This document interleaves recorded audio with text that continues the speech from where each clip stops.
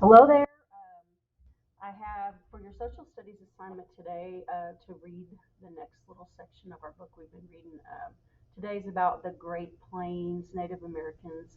They lived right in the middle of um, our country, out where it's pretty flat, not a lot of trees. We refer to that area as the Great Plains. And if you watch the movies, the cowboy and Indian movies from old, these are the type that people typically think of when they think of Native Americans. They're kind of the stereotypical ones. So I'm going to read it to you. Some of you may just want to read it on your own, which is perfectly fine. But for those of you that want to follow along, I decided to go ahead and read it out loud for you. So here we go. The Great Plains. Between the Mississippi River and the Rocky Mountains is an area of flat land and rolling hills covered in tall grasses. The Great Plains was home to many Plains tribes, including the Blackfoot, Cheyenne, Crow, Comanche, and Sioux. Now, notice that word Sioux, the X is silent. Um, the Plains was also home to millions of bison. Native Americans hunted bison for food, clothing, shelter, and tools. Every part of the bison was used. Pemmican was a food made from dried bison meat, berries, and animal fat. Women mixed the ingredients and shaped them into cakes that kept for years. Wow. They sewed hides into containers, made horns into spoons, and used the stomach as a cooking pot. So yes, they didn't waste any part of the animal. They used it all. Okay, next page over here. A buffalo can run up to 30 miles per hour. How did the men hunt bison on foot before the Spanish explorers came with horses in the 1500s? One way was to trap bison with a buffalo jump. One group of hunters chased the bison and drove them over a cliff. The hunters waiting below killed the injured buffalo with spears. A cliff in Alberta, Canada, called Head Smashed In Buffalo Jump was used in this way for nearly 6,000 years. Well, that's an original name there. Um, so there's a picture of that here. Now, once the Europeans came, the white people came, Native Americans had horses. But before that, they did not have horses here in North America. A lot of people don't realize that. So once horses came, of course, they used those a lot. But before then, they had to be creative, didn't they? All right, nomadic tribes like the Sioux traded bison meat for crops from farming tribes such as the Mandan. People also gathered wild fruit, berries, and prickly pears. Hey, we learned about the Native Americans of the Southwest also collected the prickly pears and made all kinds of things out of it. Nomadic, that's a word you need to be familiar with. It says nomadic tribes like the Sioux traded bison meat for crops from farming tribes. If you look up here, it says nomadic means they move from place to place. All right, so if you're moving around a lot, you don't have time to farm. And so the tribes that didn't move around farmed, and so they traded. Smart. Okay, we're going to move on. A home to go to. The Sioux and Crow moved frequently in search of food, so they needed homes that could be quickly taken apart. Women could set up a teepee in minutes. First, they created the teepee's cone shaped frame with poles just like a tent. Then they stretched a cover of tree bark or bison hides over the poles. Some covers were painted with designs from dreams. Finally, the women built a small fire in the center of the teepee for heat. Easy as one, two, three. Some Plains tribes, such as the Mandan and the Hidatsa, were semi-nomadic. Part of the year they lived in teepees and hunted. The rest of the year they lived in villages and farmed. They built wood frame lodges covered with earth and sod. If you look over here, it says sod is a section of earth with growing grass and roots. These protected families from summer heat and bitter winter cold. Lodges had rounded corners, so when they were finished, they looked like small hills. In the early 1800s, A large Hidatsa town in North Dakota had 130 lodges. Yeah, they just hill it up there. And then they've got their interior. Pretty cool. It's like a little underground house in a way. All right, transportation. All right, so on your charts, hopefully you've been filling those out as we go. Maybe we need to just take a quick look at that chart before I read on. I have it here somewhere. There we go. So the geography, what you would want to put. Now, if you have your paper copy at home, you can fill it in on paper. If not, you can always pull up this virtual copy like I have here, and you can do that. So the geography is the plains, which means it is flat, mostly flat. I mean, they have a few little hills here and there. Mostly flat, grassy land with few trees. Not like around here where we have just woods everywhere. All right, so that's a natural resource. I'm going to go ahead and put bison as a natural resource because they used it not only for their food, which you can put down here for food as well, but they used it for their homes, for their clothing, tools, you name it, right? They made all kinds of stuff out of the bison. All right, so for food, it mentioned pemmican. It mentioned the prickly pear. It mentioned, of course, bison. I know I'm forgetting something. Farming, some of them farmed. All right, for clothing, hasn't really been mentioned yet, but we know they use the bison for everything. So bison hide, I'm going to go ahead and put that because I know that's one. Transportation, we're getting ready to read that, so we'll hold off on that one. Shelter, there were two of them, right? The teepee, and then I think it was called a lodge, the earthen, made out of earth. All right, so that's what we have so far. Back to our book. Here we go. Yes, lodges, that's what they're called. All right, transportation. Do you travel by car, train, bus, or plane? For thousands of years, walking was the only way to get anywhere on the plains. But horses changed everything. Horses were used for transportation, hunting, and battle. On horseback, men could keep up with bison and cover distances faster. The Comanche were known for their horsemanship skills. Some Comanche tribes had over 10,000 horses. Imagine the sound of all those hooves. The Mandan in Hidatsa lived near rivers. They used small boats shaped like a saucer. I've never heard of those. Those are different. The boats were named bull boats for the bison hides that covered the boat's frames. Women made the boats by soaking the hides in water and then stretching them over willow frames.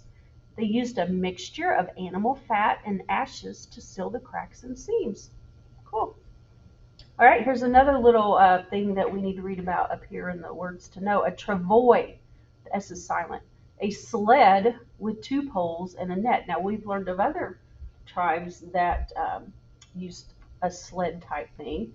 Down here it says the Cheyenne and Lakota Sioux used dogs and later horses to pull belongings over land on a V-shaped frame called a travois. All right, so we've got travois mentioned. We've got the bull boat. We've got walking. We've got horses. All right, so let's go back and fill that in for transportation. So I'm going to put walking, horses later on. A bull boat if you live near water. And the travois was kind of, it really didn't transport the people so much as it pulled along their belongings, you know, that they wanted to bring with them. But I'll go ahead and put it because it was under that heading. It's like a sled type thing. gets pulled over the land.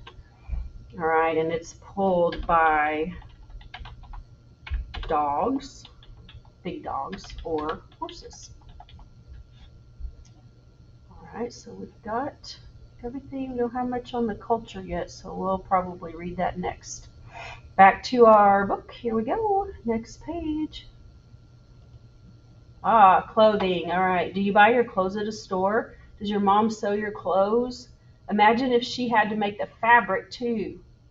First, men hunted the bison. Then women cleaned and tanned the skins.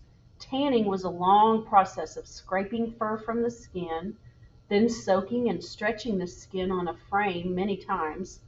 This softened the bison hide so the women and girls could make it into clothing. Women made ankle-length dresses for themselves and aprons or breechcloths for the men and boys. Men wore leather leggings and tunics when the weather turned cool. Both men and women painted their bodies and faces with paint made from clay or fruit. They had special designs for battles and ceremonies like the sun dance. Men pierced their ears and wore long braids decorated with fur, leather, or a feather. Yeah, they like to decorate themselves up. All right, down here at the bottom, it says the Plains people used porcupine quills to make designs on their clothing. The designs were so detailed that one war shirt took over a year to decorate. Oh my goodness, I did not know that. Women dyed the quills and wove them through leather into patterns. Later, they added glass beads brought by the Europeans. So we could add to their clothing, we could add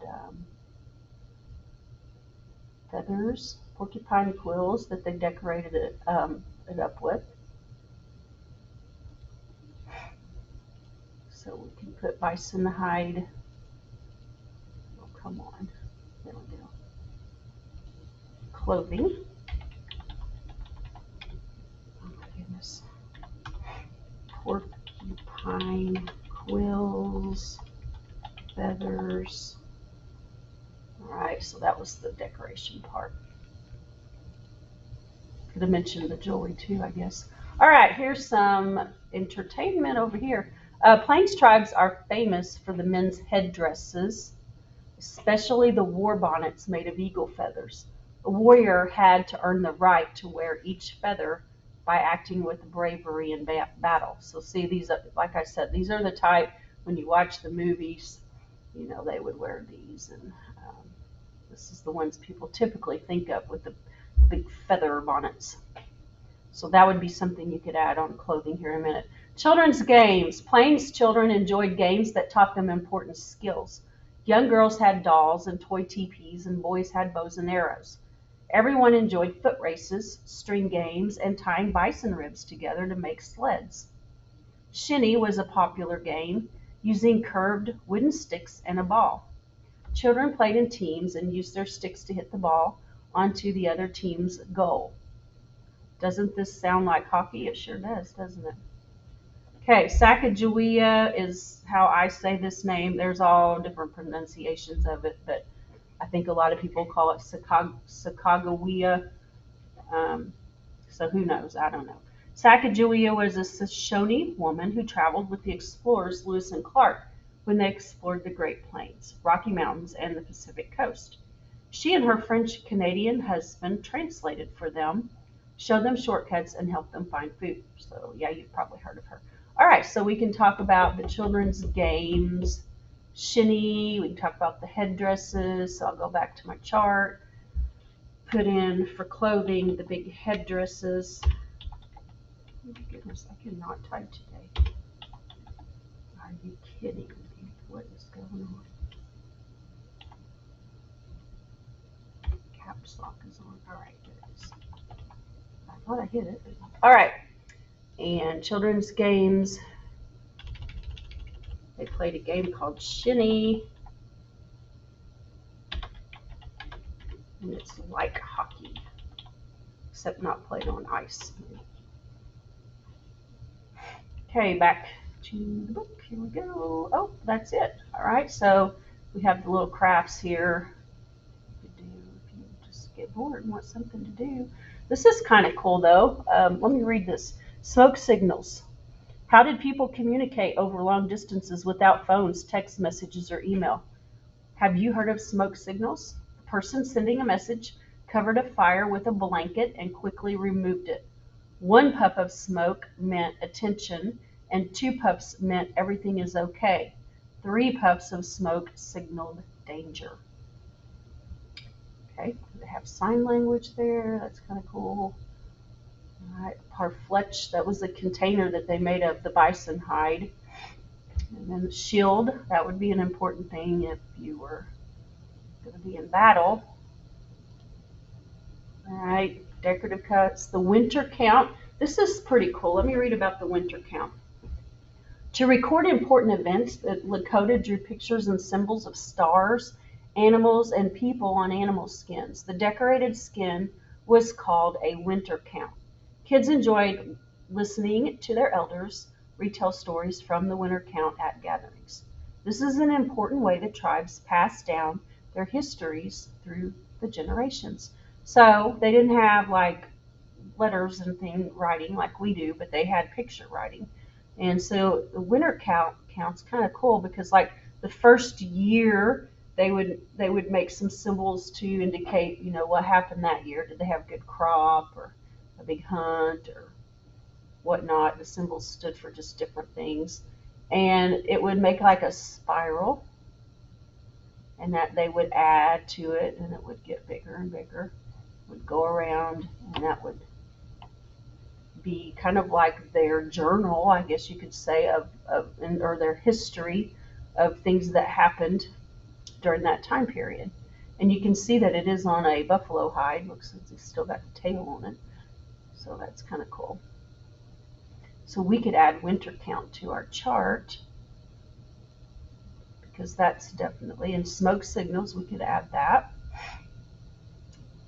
Okay, so let's do that. So we're going to add smoke signals. I'm going to add winter count. And I feel like that's pretty good. So tomorrow you'll have a movie, like we typically have been doing in class, and where you'll get to see some of these things. So have a good day, and let me know if you have any questions. I'll be more than happy to help you. See you later.